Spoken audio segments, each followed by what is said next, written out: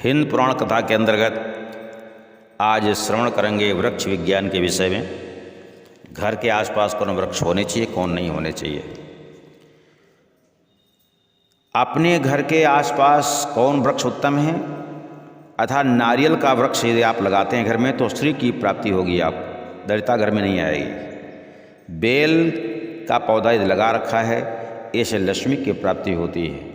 हर श्रृंगार लगाने से पत्नी में किसी प्रकार का झगड़ा नहीं होता, प्रेम बना रहता है। दूर्वा लगाने से घर में परिवार में वृद्धि होती है, वंश वृद्धि होती है।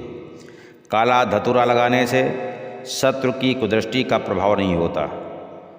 श्वेतार्क लगाने से, सफ़ेद अकौड़ा लगाने से गणेश की कृपा प्राप्त होती है, मंगल प्राप्त होता है।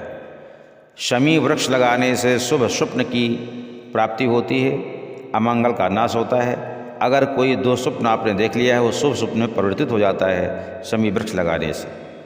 तुलसी का पौधा लगाने से भूत प्रेत बाधा घर में प्रवेश नहीं करती है, नारायण की कृपा बनती है और नकारात्मक ऊर्जा घर से दूर होती है। ये घर के आसपास या घर में वृक्ष उत्तम माने गए हैं। कौन से वृक्ष घर के लिए अनिष्टकारी हैं, अर्थात इमली जो वृक्ष है ये बुरी आत्माओं को अपनी ओर आकर्षित करता है, इसलिए घर के आसपास इमली का वृक्ष नहीं होना चाहिए।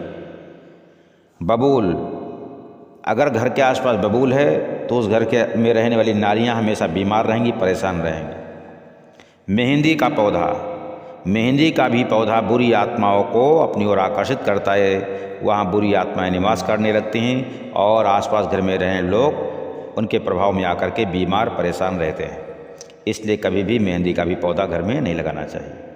अमरूद, यदि अमरूद का पौधा घर में लगा है तो बालकों की उन्नति अवरुद्ध हो जाती है, बालकों की उन्नति नहीं होती, पढ़ाई लिखाई नहीं कर पाते बच्चे, नौकरी बिजनेस सर्विस में आगे नहीं बढ़ पाते, इसलिए कभी भी अमरूद का पौधा भी घर में नहीं लगाना चाहिए।